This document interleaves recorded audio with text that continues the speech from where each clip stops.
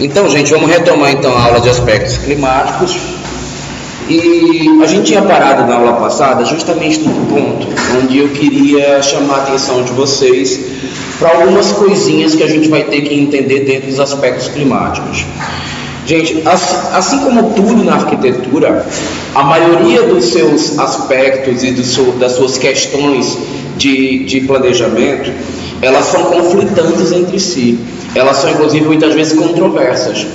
Dentro do aspecto climático, uma coisa que pode melhorar a questão lumínica, ela piora a térmica. Uma coisa que está boa para a térmica, piora a acústica. E a gente tem que estar atento a esse tipo de solução. E a gente vai ter que começar a mexer no espaço para favorecer que uma coisa favoreça a outra, quando na verdade elas são incompatíveis e conflitantes. Isso é super comum. Que, olha o que acontece, por exemplo, na edificação. Normalmente, quando eu faço entrar luz, mas também entra radiação e entra calor. Então, fazer com que uma área seja bem iluminada pode significar fazer com que ela também seja muito quente, especialmente no clima do Brasil. E para isso os arquitetos têm que estar super atentos. Verifiquem aqui, gente, que a gente está observando uma coisa tipo aquilo que a gente viu na aula passada, como as venezianas, que é uma solução em que ela impede que o sol bata, porque a sombra dessa veneziana bate no de baixo e faz uma cortina de sombra, fazendo com que... uma cortina de barreira para a radiação direta, fazendo com que a luz que entra aqui seja sempre indireta. Não quer dizer que dessa maneira a radiação não bata, mas a radiação que chega aqui por reflexo, ela é muito menor do que a radiação direta que chega do sol. Então a gente tem que começar a tentar pensar nessas questões de conflito também. Normalmente, quando a gente melhora a questão lumínica, a gente pode piorar a questão quando a gente melhora a questão acústica, por exemplo, dentro de um home theater, a gente precisa fechar a parede, porque a acústica não funciona bem. Sem falar que a questão lumínica de home, ela precisa de escuro. Você não pode ter luz para projetar a imagem. Porém, isso faz com que a renovação do ar seja ruim, porque começa a se encher de ácaros, de bactérias, de fungos, especialmente em ambientes como o home, que a acústica é importante. A gente trabalha com materiais porosos, então isso tende com maior intensidade ainda a reduzir a insalubridade dos espaços. Por esse motivo, a gente tem que pensar sempre em situações reversíveis de raciocínio. O home tem que ser escuro? Sim, tem que ser. Mas a gente tem que favorecer que ele seja totalmente escuro, mas depois tenha alguma claridade. Lembrando que a claridade que a gente precisa ter no home nunca é tão intensa como no outro ambiente. Então, depois que a gente for ter noções de arquitetura de interiores, de imobiliário, de layout imobiliário, a gente vai entrar um pouco mais nessa questão. Mas, por enquanto, o que eu estou querendo chamar a atenção de vocês é a questão dos conflitos entre as condicionantes climáticas que a gente trabalhar em relação à arquitetura. Como eu já falei para vocês, normalmente a própria edificação ela consegue trabalhar com formas que se autoprotege de algumas condicionantes, de alguns dos fatores climáticos que a gente vai ter que fazer para proteger a casa. E a gente tem que estar atento a isso. Mas não basta você produzir a forma. A orientação do lote também é interessante nesse sentido aí. Uma coisa que vocês devem estar atentos também com relação à questão climática é que a edificação tem que ser projetada, gente, de maneira que a gente sempre conduza a uma solução de maneira natural. Isso é o ideal da arquitetura. Obviamente que em situações extremas a gente não consegue resolver sem o uso de renovação, de uma refrigeração, de uma ventilação mecânica, mas este é o ideal, que a gente consiga resolver somente a partir da adaptação dos fatores, dos condicionantes climáticos e os condicionantes da forma da arquitetura.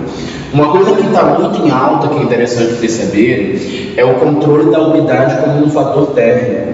O ar-condicionado tradicional, que provoca ressecamento, ele é um aparelho que está cada vez mais reduzindo o uso dele, por dois motivos. Alguns modelos ainda são daqueles que afetam a camada de ozônio, porque eles produzem gases que são ofensivos a essa camada, e porque ele também afeta o meio ambiente e afeta inclusive a nossa saúde, uma vez que o ar que ele gera é um ar ressecado. E a gente já tem, por exemplo, em Brasília, um ar que tem carência de umidade. Existe, por exemplo, um shopping daqui de Brasília, um Parque Shopping, tem um sistema lá que é o Fancoil, que é um sistema que funciona por água gelada. Eles, não sei explicar muito bem, eu tive que projetar somente o nicho dele, passar as instalações, mas tem um engenheiro mecânico para projetar a maneira de funcionar. Mas tem uma bandeja embaixo, tem um ar que fica circulando, o ar passa pela bandeja que está cheia de água gelada e o ar se torna gelado por passar por essa água gelada. E aí ele distribui pelos dutos e vai para os ambientes. É um ar realmente com um grau de salubridade maior do que o ar-condicionado comum. E essas soluções elas estão muito em alta. Vocês vão ver nos concursos de arquitetura, os arquitetos que dão soluções climáticas que são campeãs, são as que abolam essas coisas que estão afetando muito o meio ambiente, ou que têm soluções que afetam a nossa saúde, tá? Bom, mas a gente está começando a falar, inclusive, além dos conflitos, da questão lumínica, justamente por isso que eu estou falando da questão dos conflitos, gente, porque normalmente deixar passar luz quer dizer deixar passar calor, mas a gente tem que sempre se lembrar que o ser humano, para trabalhar nas atividades, a maioria das atividades laborais humanas, elas não são produzidas com iluminação direta, ela é sempre produzida com iluminação indireta. E quando eu falo indireta, eu não estou falando somente da luz solar, não. Que veja, imagina o que é a gente abrir o sol direto na nossa cara. Causa calor, causa ofuscamento, é desagradável no sentido geral, além de provocar queimaduras, radiação, ficar exposto a raios UVB, UVA, uma série de outros fatores aí. Então a gente não vai trabalhar com esse tipo de coisa. Normalmente a gente tem que favorecer que a iluminação seja indireta. Quando não seja por anteparos que acontecem na fachada, aqui por exemplo é um anteparo até bem mais elaborado. O sol bate aqui no anteparo, reflete numa laje, bate para dentro da edificação. Não estou dizendo que vocês tenham que chegar a esse grau de elaboração, mas eu estou dizendo para vocês que isso é um raciocínio impossível. Criar artefatos de fachada que façam com que a arquitetura ela se autoproteja da radiação, mas reflita de maneira indireta a iluminação. Tá? Então aqui a gente está vendo 3 possibilidades de estudo, por exemplo, que um arquiteto fez, cada um deles pensando num tipo de fator. Você vê que aqui, inclusive, a solução dele é reversível, né? Ela pode girar, fechar, se proteger totalmente da chuva e se proteger da luz de maneira indireta, do sol de maneira indireta, mas ao mesmo tempo fornecer iluminação.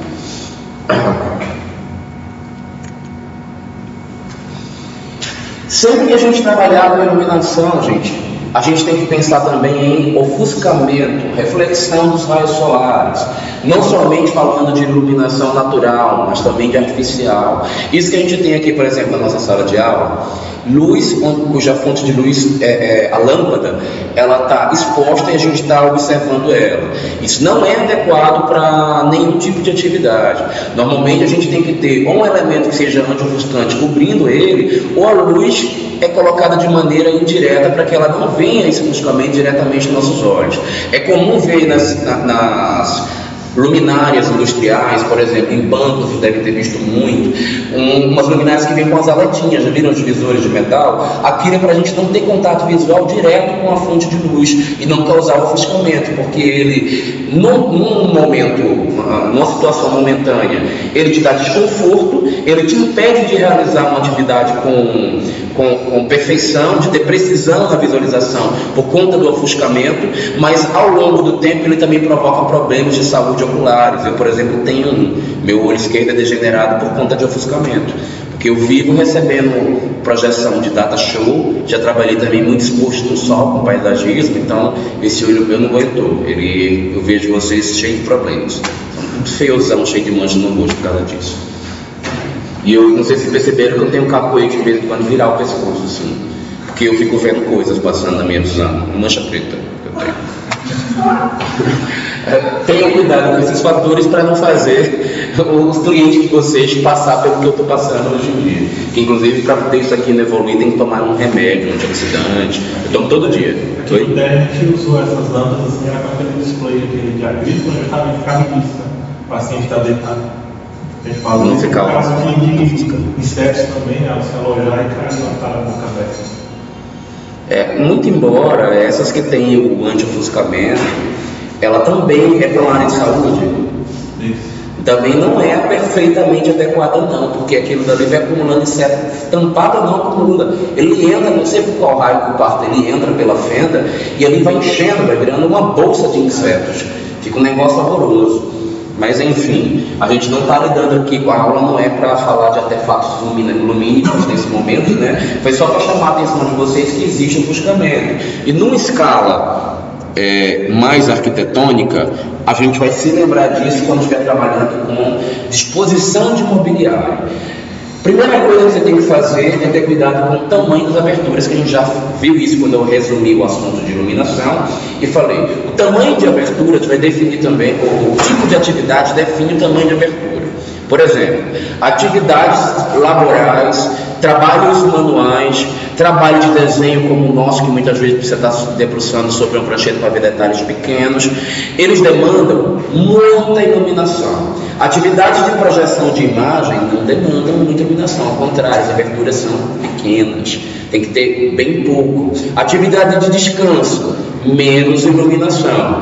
Atividade de produção de alimento, muita iluminação, porque produção de alimento é uma atividade minuciosa que trata de objetos pequenininhos, faca, garfo, talher, cortar verduras em tamanhos pequenininhos, observar detalhes de combinação de pratos, ficar observando a coloração da comida para saber se ela está no ponto, ver se uma pasta, se ela está na cor correta para saber se ela não está estragada. Então a iluminação é muita, a gente precisa ter esse tipo de atenção, mas não é só a quantidade, o tamanho da abertura que a gente precisa observar, não. A disposição do mobiliário define também se ele vai ser funcional ou não. Antes de eu falar, eu estou dando para vocês aqui 2 exemplos de áreas que tem trabalho que não é trabalho de produção manual. A quantidade de abertura vocês acham que está adequada? Esquerda aqui, está adequada ou não está? Não está, né, gente? Uma área que vai trabalhar na escritório que só tem computador, só poderia ser essa quantidade de luz se a maior parte do trabalho fosse produção manual, desenho, escrita à mão, que hoje não existe mais, né? Nada feito à mão, a maioria feito em computador. Então, mesmo que seja necessária essa quantidade de luz, ela precisa ser reversível. Então, a gente tinha que observar aqui uma persiana, uma veneziana, uma cortina, qualquer coisa para reverter. Então, esse tipo de atividade aqui, ruim. Pelo menos a tela está virada para o lado que parece ser contrário à visão. Isso favorece. Quando a gente está trabalhando, gente, com atividade manual, o posicionamento correto para a iluminação está a sua bancada de trabalho. A luz tem que vir ou de frente, ou a luz tem que vir da sua lateral. Essas são as 2 possibilidades, porque quando ela vem das suas costas, você fica na frente da fonte de luz, você sombreia a sua área de trabalho. Isso não é o ideal. Agora, quando a gente está trabalhando com tela, o cuidado já é diferente. A luz não é bom que ela venha de frente, porque ela te ofusca e você fica querendo enxergar a tela e o ofuscamento da luz ruim. De lado, não necessariamente vai te trazer problemas, mas de trás você não pode, porque você joga reflexo na tela e ofusca a sua visão do mesmo jeito. Normalmente o ideal é que a luz venha de cima, ok? Então a gente vai ver, por exemplo, em algumas atividades que se faz uma abertura zenital, que a gente conversou nas aulas anteriores, o que é zenital, né? Quando ela vem de cima. Guardem essa informação para explicação de vocês. Não quero vocês falando um furo no teto, uma janela no teto, que isso não existe, tá? Abertura zenital. E cuidado para não falar genital no dia da apresentação, que já rolou o semestre passado. Eu faço uma anotação grande, corpo muito nota com erro dele. Genital. Você pode até falar genital fora da apresentação, tá? Mas durante não fala. Então a gente vai ver, por exemplo, clarabóia. Clarabóia é um tipo de abertura zenital. É uma iluminação que a gente faz no teto. Ok? É um exemplo. Todo mundo vira assim, mais claro. Aqui já é o caso, gente, de locais onde a gente tem projeção de imagem. A quantidade de luz aqui já está mais equilibrada, até que está bem grande para o que é, por exemplo, um home, que é a proposta aqui. Mas vejam, apesar da luz aqui ser grande, existe uma situação de reversão, tá vendo? É possível tornar o ambiente todo escuro porque aqui foi lançado um blackout, mas blackout sozinho não resolve o problema de home quando há reflexo. Isso a gente vai ver depois quando eu entrar em maiores detalhes sobre home, tá? Só para alertar vocês aqui, isso aqui para vocês é um home? Por que não, Daniel? Depende do que você falou. Esse ar-condicionado esse lugar pra gente tá esquisito, não costuma ar-condicionado, É não, é um armário, filho. Não tem nada de ar-condicionado aí não. Não. Não, senão eu tava com um design super arrojado se fosse um ar-condicionado. Eu quero acreditar que não seja, não. Eu conheço uma LG que parece com isso aí, mas eu acho que essa foto não é da época de que lançaram a LG, acho que é mais antiga. Que eu fiz esses slides tem muito tempo já.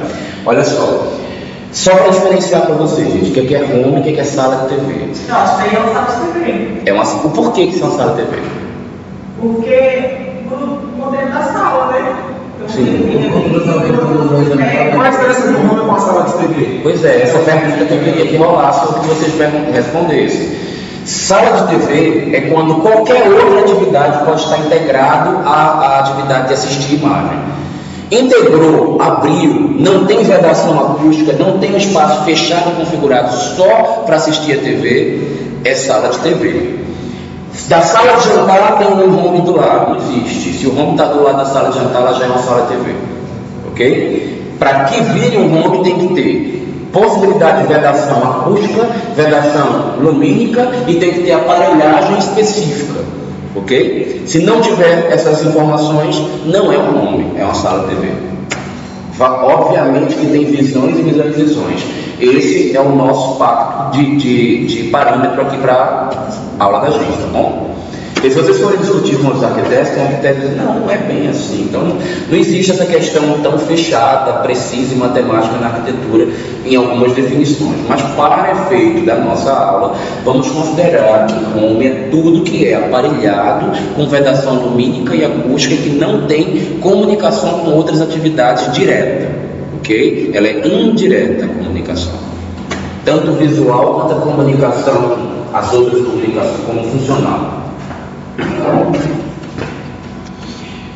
Sim, o que eu ia falar? Além disso, gente, nos locais que tem projeção de imagem, os espaços não devem ser claros, devem ser escuros.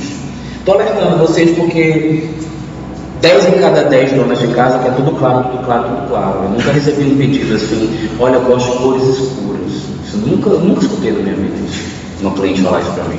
Então vocês têm que alertar que em alguns momentos a técnica, a necessidade técnica vai demandar cor escura, porque ambiente de projeção de imagem com parede clara não funciona corretamente, tá? Ele não dá o grau de trabalho necessário, a não ser que você compre aparelhagem específica, que costuma ser mais cara. Quando a gente fala também de questão lumínica, a gente não está preocupado somente com a quantidade de luz que entra nos ambientes, não. A gente está preocupado em equilibrar, inclusive, áreas externas. Tem locais que servem para estar, né, como esse Belvedere que a gente está vendo. Eu já falei para vocês o que é Belvedere, né? Não? Então guarda isso aí no vocabulário de vocês. É o quê? Belvedere. Belvedere, gente, é uma área de visão privilegiada. A partir dela, você vê o melhor que se pode ter naquele local. Isso é um Belvedere. Se eu não me engano, Belvedere se escreve B-E-L-V-E-D-E-R-E. Belvedere. Se eu não me engano, é francês. Bel significa bom, vedere significa. Você sabe, Danilo? Bela visão. Então, a visão não é bela. Belvedere. Professor, repete o que é uma área de visão privilegiada. De visão privilegiada. O que há de mais bonito naquele local, você observa a partir daquele local. Cuidado, o Belvedere necessariamente não é uma área bonita e agradável. Ele é uma área que a partir dela você visualiza o que é bonito e agradável. Entendeu? Uma favela. Pode ser, no meu caso que eu acho muito lindo a favela, as favelas do Rio, eu acho maravilhosa, o Rio não fantástico. Eu acho muito, é sério. Primeira vez que eu cheguei embaixo na favela, que eu vi aquele monte de luzinha acesa, enchi os olhos de lágrimas de emoção, eu achei lindo. Esse devia ter 19, 20 anos. Em que dia? Em que dia? Em que dia? Não, fala sério, eu sou nascido e criado em favela, se eu não sei andar em favela, fala sério. Eu sei muito bem onde é que a bala entra. Então, ó, o que eu estava querendo falar sobre essa imagem aqui é sobre a questão do equilíbrio da intensidade luminosa. Às vezes você não precisa ter vedação total ou você ter exposição total ao sol. Às vezes a necessidade ela é um meio termo. E a gente está vendo aqui, por exemplo, um pergolado. Pergolado é força de estruturas horizontais que são fixadas na construção, que inclusive é interessante vocês conhecerem agora, porque é um dos pedidos do cliente de vocês. Ele gosta de pergolado. O negócio que você está falando, esse pergolado que você está falando, é tipo esse técnico que está passando essa luz solar.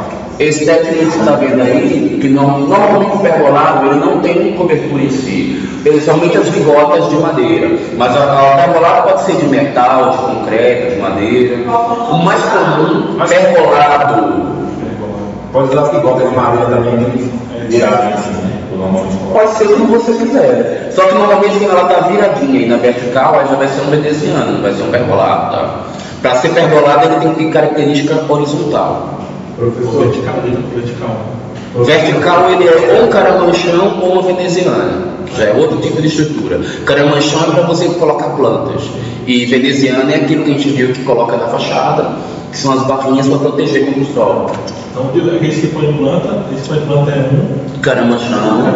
Então, aí tem o pergolado, que é isso aí que... O pergolado vertical ou horizontal, normalmente também se coloca planta, é comum colocar plantas nele. Mas a principal função do pergolado é fazer um quebra-sol que não quebra o sol completamente, ele ameniza a situação solar. Tá?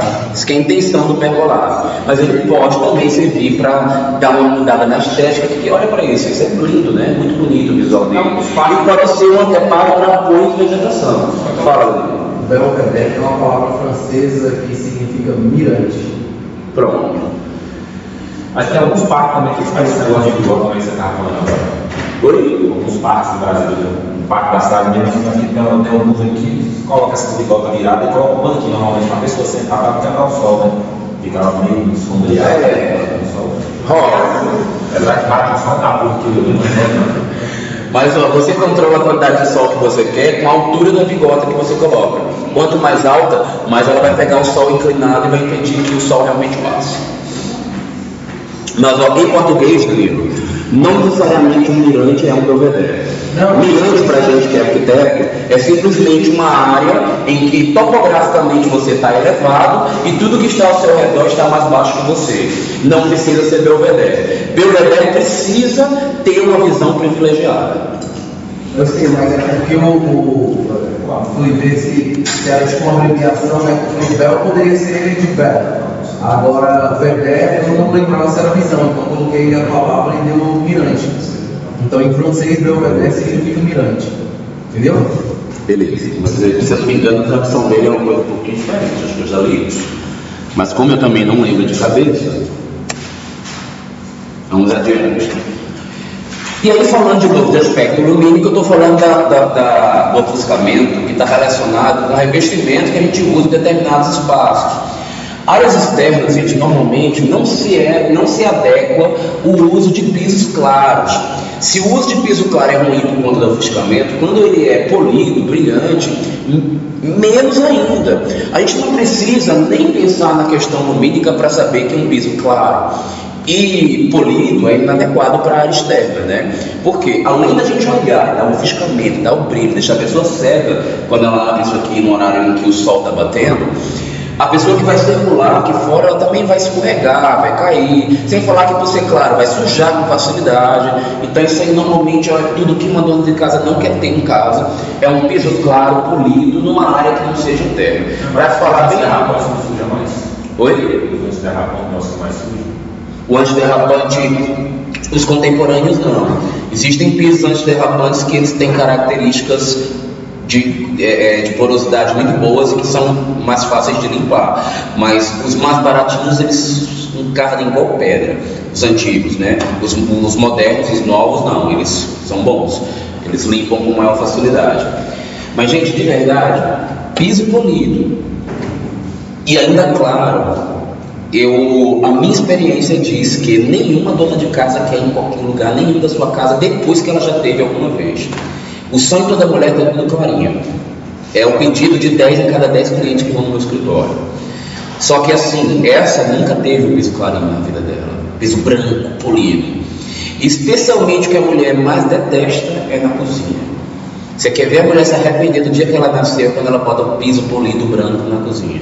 Não pode cair nem um fio de cabelo, que dá aquela sensação de piso sujo. E ela passa o resto da vida dela neuroticamente limpando o piso da cozinha. E ela passa horas e horas da vida dela presa à cozinha. Ela passa a odiar o piso branco. Você já teve, foi, Daniela?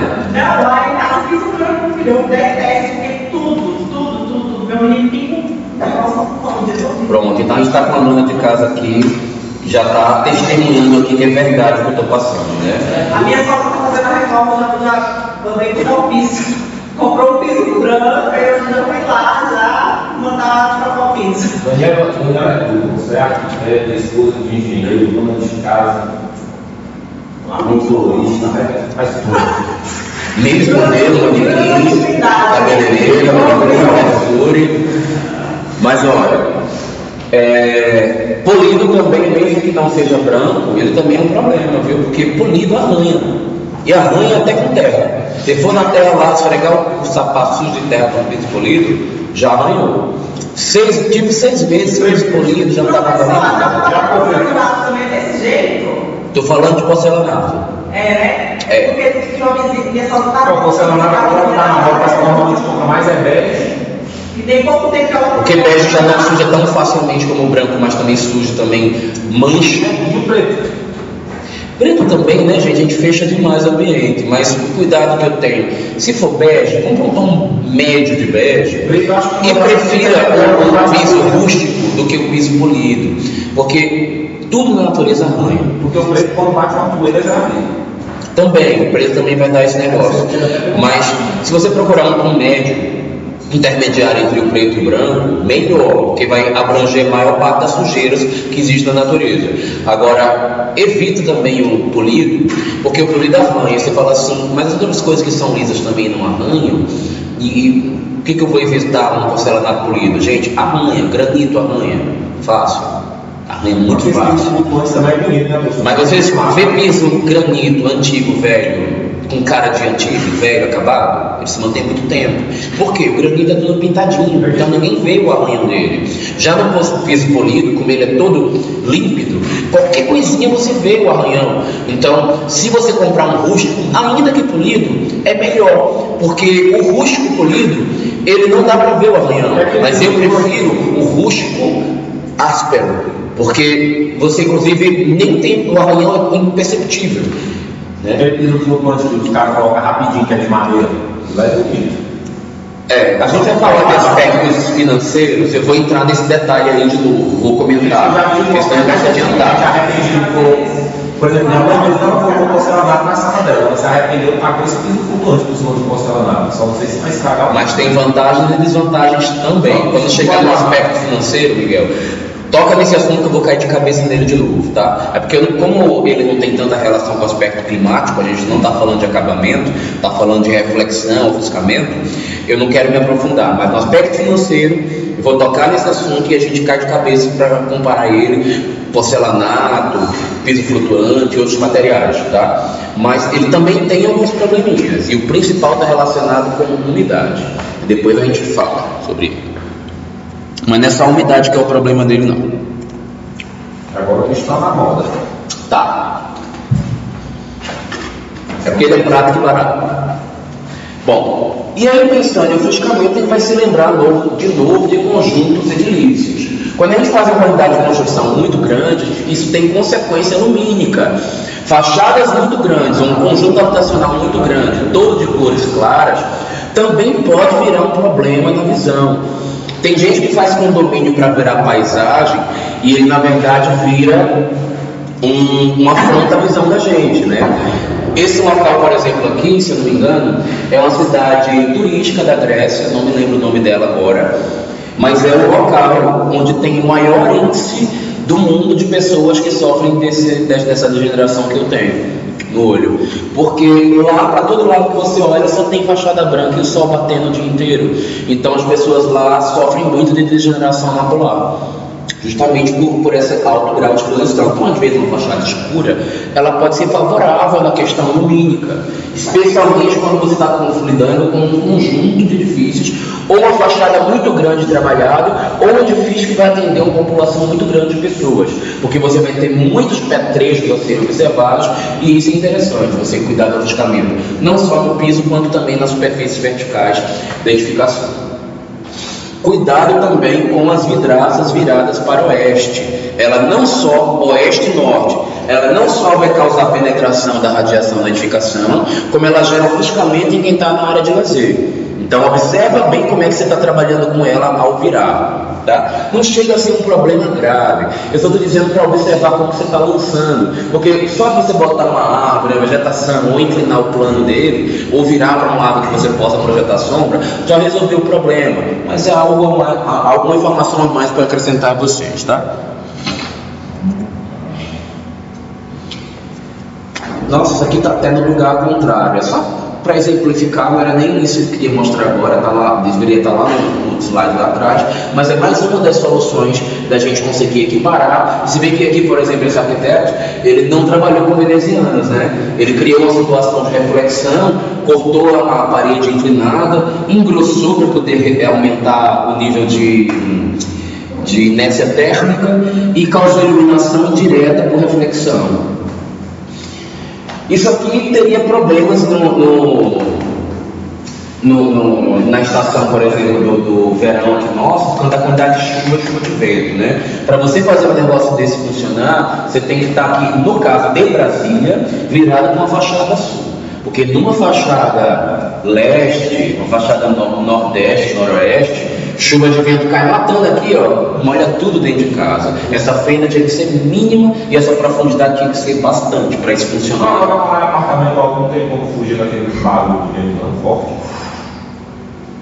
Tem. Se morar em apartamento não tem nada forte no Ó, mas o que gera aquele barulho é o vento batendo na quina enviesada dos elementos da parede. Se você inclinar a fachada de outra maneira, só que quem resolve é o arquiteto que concebeu o edifício. A pessoa que está ali dificilmente vai resolver esse problema, porque normalmente as constituições de condomínio impedem de mudar muito abruptamente uma fachada. E em Brasília, por exemplo, a maioria dos prédios são privados, você não pode mudar a fachada radicalmente. Então, é um problema projetar o prédio já e não pensar nisso, se for uma edificação que ela esteja sujeita a essa condição aí de barulho. Embora mais embaixo tranquilo, agora mais embaixo mais forte. Miguel, mas a primeira coisa que você tem que observar, se você vê que essa região está sujeita a isso, é você pegar aquele mapinha que eu dei para vocês, que está no início lá dos slides, e olhar qual é o local que tem o vento dominante. O vento dominante nosso é leste, na maior parte do ano, e ele transita do nordeste para o noroeste. Se o vento dominante é a maior parte nessa direção, você vai ter atenção a esse tipo de coisa de ruído nesse quadrante. Mas, gente, casa normalmente não sofre de maneira tão grave desse problema como o prédio costuma sofrer, tá? É um problema ruim. Tem que ter muita responsabilidade se você chegar a sofrer. Ou a casa com grandes dimensões. Bom, e a gente sai da questão do meio e vai falar de outra questão, que é a questão da qualidade do ar. Normalmente, gente, quando a gente está preocupado com a questão da qualidade do ar, a gente vai preocupar com distância entre os espaços para o uso de alguma atividade e a distância até as fontes poluidoras. Normalmente as fontes poluidoras elas estão na área externa. Então você tem uma fachada que ela está voltada para o lixão. Então você vai sofrer de partículas gasosas que vão estar acessando o seu ambiente. Ou você está na frente de um local que tem um grande descampado, vai ter muita poeira. Então o problema aqui já são partículas sólidas, tá? Dificilmente a gente tem partículas líquidas como um problema, tá? Normalmente partícula líquida, se você está em frente a uma fábrica e aí tem muita evaporação, mas na verdade vai primeiramente, vai vindo gasoso, vai condensar para virar líquido. Mas quem mora, por exemplo, na beira da praia, pode ter problema da batida da onda que chega e joga aquela partícula suspensa líquida que vai ser inclusive salina e vai estragar os móveis. Então isso aí é um problema. Bom, mas nesse caso aqui, normalmente, as soluções para uma questão urbana, aí o trato já é mais urbano, não vai caber a gente trabalhar tanto nessa escala. Mas só a implantação de vegetação já filtra uma boa parte dos gases que vêm de uma área como essa. Nesse caso aqui, por exemplo, de uma área com um grande terreno de pozolanas, a gente vai propor que seja feito a pavimentação não é boa por questão térmica nem para questão ecológica, mas, por exemplo, um grande gramado nessa área seria muito mais interessante do que a gente ter essa grande área de poeira, então resolver uma parte. Mas não é só de fora que a gente tem problema com a qualidade e a renovação do ar, não. Os próprios ambientes internos, eles geram problemas. Quando a gente pensa, por exemplo, que a cozinha é um local que gera gases constantes, quando a gente vê a cozinha de apartamento pequeno, vou falar o caso da cozinha da maioria dos apartamentos de Águas Claras. Cozinha área de serviço é uma coisa só, né? Cozinhou, vai direto na roupa. Então, para esse tipo de situação, a gente tem que evitar que no projeto área de serviço e cozinha sejam conjugadas sem a situação reversível.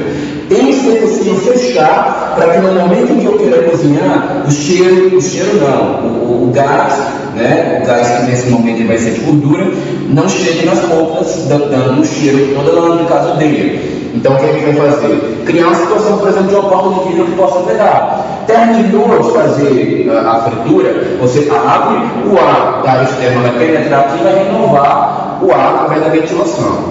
Outra coisa que a gente tem que estar atento: existem gases que podem estar vindo da cozinha para ambientes mais sérios ainda, a gente vai ter que ter cuidado. Por exemplo, quarto não pode ficar perto de cozinha ou ter saídas de ventilação e de comunicação de ar muito diretas, porque esses gases da fritura vão chegar também com cheiro nas roupas. E os gases que são mais sérios ainda de a gente cruzar é quando a gente cruza cozinha com banheiro. Banheiro também é uma área de geração de gases, tá? Que mais por uma questão de combinação química, né, do que pela questão da evaporação. Então, esses dois são as trocas piores possíveis. Fazer com que algum gás da cozinha vá para o banheiro, do banheiro para a cozinha. Imagina o que é você ter uma cozinha cuja porta está dentro do banheiro. Primeiro que você fica constrangido de querer usar, né? Porque imagina aquelas cozinhas que tem sala de jantar integrada dentro da cozinha. A pessoa teve vontade de ir no banheiro, aí ela vai lá, né? E o pessoal está jantando. Quando ela abre a porta do banheiro, pois é, o jantar de hoje está sendo servido, e na hora que ele abre a porta, já o jantar de ontem volta para dentro da cozinha. É péssimo, né, essa sensação. Para ambos, para quem está lá e para a pessoa que está saindo, que gera constrangimento. Então, isso é uma comunicação que a gente não pode.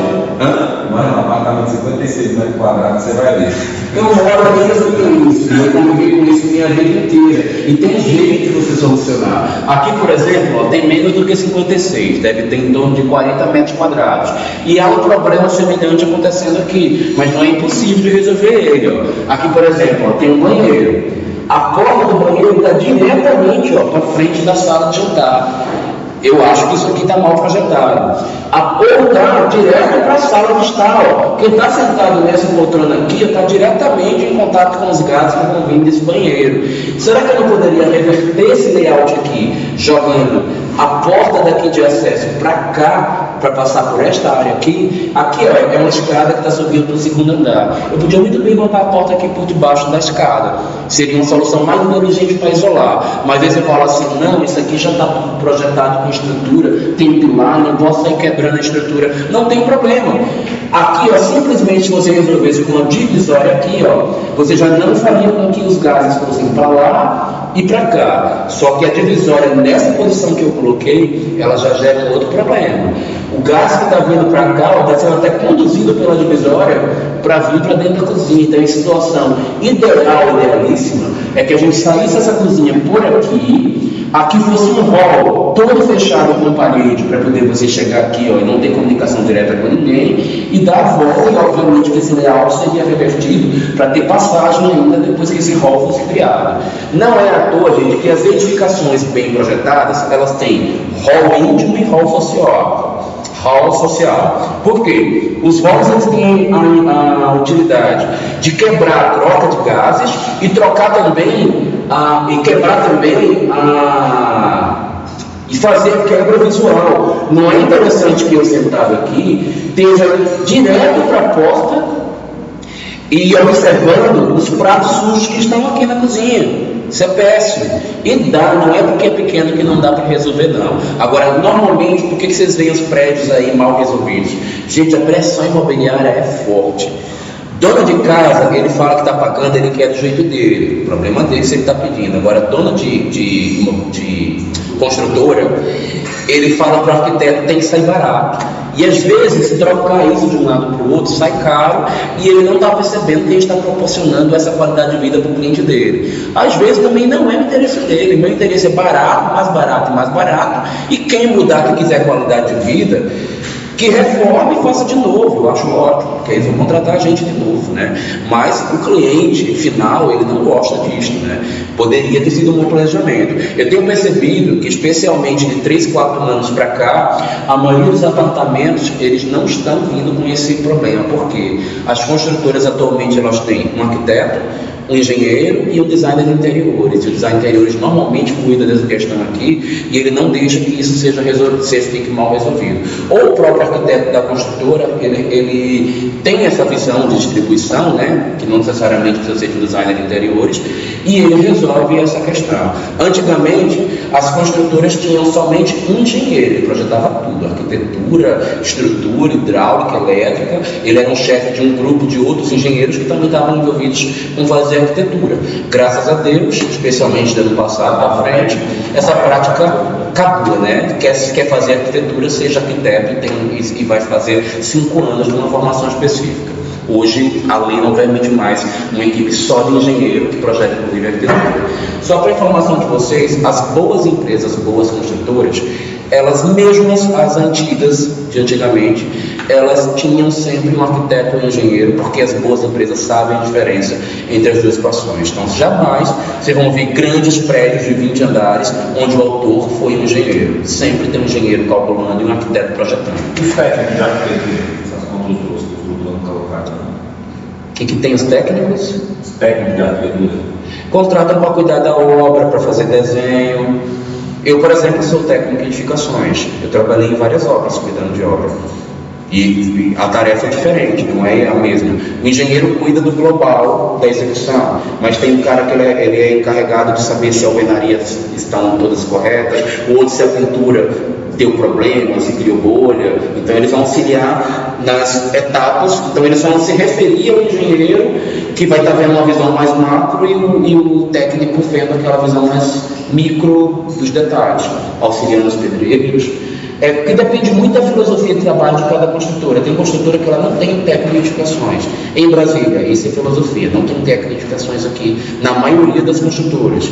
Já passou até agora, porque agora nós temos escola técnica. Mas lá fora, toda construtora grande tem técnico de edificações para cuidar disso, e tem também o mestre, que já é outra coisa. Eu conheço arquiteto mesmo que pede um projeto para cuidar isso. É mais barato um técnico de arquiteto, né? Porque isso vai 2 anos só, né? Vai lá, pede um técnico fazer o desenho. Lá vai projetar lá e vai fazer. Infelizmente, para os técnicos. E dá dinheiro o técnico lá, acabou. Não, ele também pode fazer isso com o engenheiro. Tem engenheiro do mesmo jeito, que cobra 2 tons, assina um projeto e faz concurso. É igual. Como tem arquiteto vagabundo também que cobra 2 centavos aí pelo projeto. Há para o classificado do Correio Brasiliense 50 centavos o metro quadrado. Tem. E quanto é o metro quadrado mesmo? Você vai encontrar os profissionais variando entre 35 e R$70 o metro quadrado na média do Está projeto. cobrando mais caro que o engenheiro, é 15 reais o metro quadrado. Gente, o preço do projeto de arquitetura necessariamente tem que ser mais caro do que o de engenharia, porque o nosso projeto é muito mais trabalhoso e muito mais complexo. O trabalho de engenharia é muito mais prático, rápido e pode ser resolvido uma boa parte com a ajuda de software. O nosso não tem software para criar nada, a gente tem que desenvolver tudo. O software ele facilita a geração de corte, fachada, mas o desenvolvimento é nosso. Nosso trabalho é em horas, ele é no mínimo 4 vezes mais horas do que o trabalho do engenheiro. Estou te falando, não é porque eu acho, na minha opinião não, porque eu estou te falando da experiência de muitas empresas que eu trabalhei e dos 5 escritórios meus que eu tive, além de todas as empresas para quem eu trabalhei. Eu já fui chefe do setor de projeto, eu acompanhava a equipe de desenhistas. A quantidade de coisas que a gente mudava na parte de projeto de arquitetura era incomparável com a parte de engenharia. A parte de engenharia só mudava quando alguém errava um número, um cálculo. Eram os 4 quadradinhos, acabou e entregou. A de arquitetura é detalhe, e muda por conta de gosto, por conta de estética, por conta disso, variação climática e todos os aspectos que a gente está estudando aqui. É bem mais complexo o projeto de arquitetura. Não é à toa que... E outra, por que tem que ser mais caro também? Olha pela própria nomenclatura, quando você vai dar entrada num projeto, num órgão de aprovação. O nosso projeto é o projeto de arquitetura, o principal, o maior, o mais trabalhoso, o que define tudo. A partir dele que todos os outros nascem. O nome do demais, projetos complementares. Ele complementa o de arquitetura. Nunca uma coisa que complementa a outra pode ser mais cara do que o principal. O arquiteto é o mentor da obra. Quem idealiza como tudo na obra vai ser é arquiteto. O trabalho do engenheiro só começa depois que o nosso termina, e o dele é baseado no nosso, sob nossa orientação. Engenheiro e arquiteto que não dialoga, por exemplo, arquiteto que não pensa em estrutura, que não vai ser o caso de vocês, que vão ser obrigados a pensar ainda esse semestre. Vocês vão ter que lançar estrutura na casa de vocês. E eles deixam o engenheiro se virar. Obviamente que o engenheiro não tem formação em arquitetura, ele não vai pensar na ventilação que a gente está aprendendo, ele não vai pensar em ergonomia que a gente está estudando, ele não vai pensar, porque ele não tem isso na faculdade dele. Ele não vai pensar em aspecto social que ele vai estudar, ele não pensa em plástico, em estética, ele não pensa na ventilação, porque não é da formação dele, ele não tem obrigação de saber essas coisas. Não tem nenhuma disciplina de planejamento de projeto na faculdade de engenharia. Agora, com a lei recente que falou que tem que ter pelo menos uma disciplina para ter uma atribuição, isso foi no sistema COFEA, antes do CAL separado do CREA. Dizia que você tinha que ter uma disciplina. Eles botaram uma disciplina de 60 horas, porque é o mínimo que uma disciplina pode ter. A gente tem quantas de 100 e cacetada horas de arquitetura. E isso, para eles, valia para projetar arquitetura. Aí eles colocaram, e até hoje está. Porque ainda existem as cidades onde no Brasil o CREA não reconhece essa lei nova que proíbe o engenheiro de projetar arquitetura. Eles têm noção de 60 horas. E eu estou falando para vocês que é noção porque eu era professor dessa disciplina, no curso de engenharia. E o que os meninos aprendiam comigo? Quase nada. Eles tinham noção ampassando disso aqui que a gente está vendo e dentro de 60 horas. E o que os outros professores faziam? Eles conversavam abertamente comigo. Raul, eu vou dar em 60 horas esse monte de coisa aqui de arquitetura, resolvi 5 anos os outros professores de arquitetos. Vou nada, está escrito aqui, tem que passar a mão de norma. Os professores chegavam lá, passavam tudo quanto era norma. O que tem na norma de arquitetura que ensina a fazer projeto? Nada. Norma é só para obedecer parâmetro político. Não ensina ninguém a projetar arquitetura. Então não se iluda. Projeto de arquitetura tem prioridade sobre projeto de engenharia. Foi bom você ter perguntado isso, porque acho que milhões de pessoas, pelo menos centenas de pessoas vão escutar isso depois na internet e vão ficar sabendo dessa, não vão ter esse tipo de visão inapropriada sobre a nossa atuação.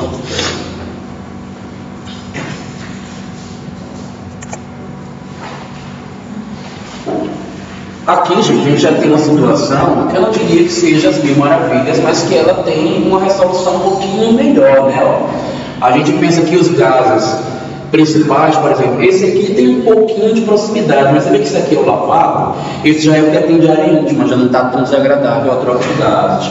Mas se lembra que a gente vai ter que pensar na outra coisa. Quando eu falo em qualidade do ar, eu estou pensando que todo o ar que entra tem que sair. Ó. Essa cozinha, só está com ventilação por aqui. Opa, não, tem aqui também, ó. Então entrou por aqui, saiu por aqui, que provavelmente é uma varanda, então eu estou garantindo a qualidade do ar. Gases que vêm da cozinha para a sala de jantar não é tão ruim quanto se fosse para a sala de estar ou para os quartos, mas eles estão mais afastados, situação favorável. Lavabo não está na frente da sala de jantar. Normalmente a gente vai colocar, para evitar essa situação aí, funcionalmente falando, e agora a gente volta para aqueles gráficos que vocês fizeram nos primeiros dias de aula. Jesus, cadê minha bolsinha de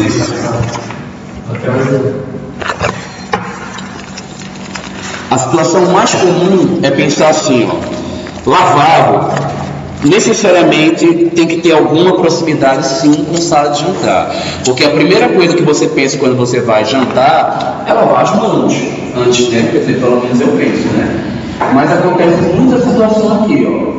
Você chegou aqui, pegou aqui um trecho perto da sala de jantar, jogou o lavabo. Aí, ó, nesse caso aqui,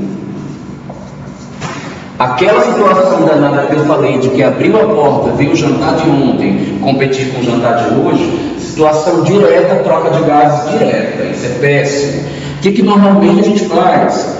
Vai colocar essa abertura virada para cá, para que ela seja de maneira indireta, mas de verdade verdadeira, o idealíssimo é que você coloque o anteparo, porque a troca de gases fica mais indireta ainda em relação a quem está tentando acessar esse espaço. E quando a situação for totalmente incontornável, porque você está numa reforma, aí você pode fazer uma antessala que não dê acesso direto à parte de então os gases. Quem gera os piores gases? Quais os equipamentos de banheiro que geram o pior gás? Vaso sanitário. Então o que a gente faz? Isola o vaso, joga o danado aqui para dentro, cria um outro ambiente que não dê acesso direto para o vaso, mas que dê acesso à cuba ou às cubas. E aí, ó, os gases ficam bem presos dentro dessa antessala, você tem toda uma volta para chegar aqui e não tem contato com a área bonita, decorada, com a grande bancada, e evita essa troca direta, tá? Então isso aqui é... Colocar uma plantinha no lavabo. Então deixa eu fizer uma paradinha que eu vou falar para vocês sobre a plantinha do lavabo. Normalmente não, tá, gente? Planta aqui não sobrevive nenhuma. Não existe a planta de sombra extrema que tem no lavabo, a não ser que ele tenha uma janela aqui próxima. Se não tiver, a plantinha não vai. Mas se você conseguir botar a janela aqui, dá, tá, Danilo? Se você conseguiu botar uma janelinha aqui, outra janelinha aqui, você pode ter umas coisinhas aqui. Mas normalmente a janela é do lado do... Não, normalmente a janela é do lado que o arquiteto planejou corretamente de acordo com a situação. Não existe um lei que determina a posição da janela. Existe um parâmetro que foi mais fácil, que era mais barato, que alguém acabou repetindo. A gente, como arquiteto, tem que ficar livre desses preconceitos. Aqui eu moro, por exemplo, é desse jeito. Da norte, metade dos apartamentos das 700 são tudo desse jeito sim, com aquela janela lá por cima. É um inferno. Mas às vezes é a única maneira de resolver uma situação extrema, tá? A gente evita projetar para que seja necessário isso. Mas também dá para resolver se for um ambiente que não precisa. Porque, por exemplo, num ambiente que a ventilação e a iluminação é extremamente necessária, por exemplo, uma área como essa, ela pode 25 sim, para um caso como este aqui, tá? Talvez seja até favorável, porque ar quente sobe, e ar quente subindo, ó, os gases mal cheirosos vão lá para cima, não vão comunicar aqui horizontalmente, então pode ser que seja até melhor. E outra, janela de banheiro não tem que ser aquela coisinha feinha lá em cima, né? Eu acho que eu já falei isso para vocês, né? Mostrei alguns exemplos. Janela de banheiro pode ser da maneira que o arquiteto planejar, só que ele tem que pensar na questão estética, na visual, na climática e todos os outros que a gente está estudando agora. Mas aquela história daquela janelinha basculante de cima que todo banheiro tem, aquilo dali é porque está faltando arquiteto, só criar daquele jeito. Vocês vão fazer pesquisas ainda, que eu vou passar um trabalho. Vocês vão descobrir que os arquitetos pós-modernos, eles criaram janela de tudo quanto é jeito, você imaginar, em tudo quanto é posição, tamanho, medida, largura, e eu quero que vocês quebrem isso uma vez nos projetos de vocês, por favor. A gente encerra aqui a aula de aspectos climáticos e vamos partir para a próxima aula com outros aspectos que não é financeiro não, porque está na ordem errada aí, tá bom? Vou dar uma parada aqui e a gente vai encerrar a aula de climáticos. Vocês têm dúvida, gente? Alguma coisa que faltou questionar? Tudo ok? Posso fazer uma prova porreta mesmo? Puxar bastante? Não, pode falar. É isso.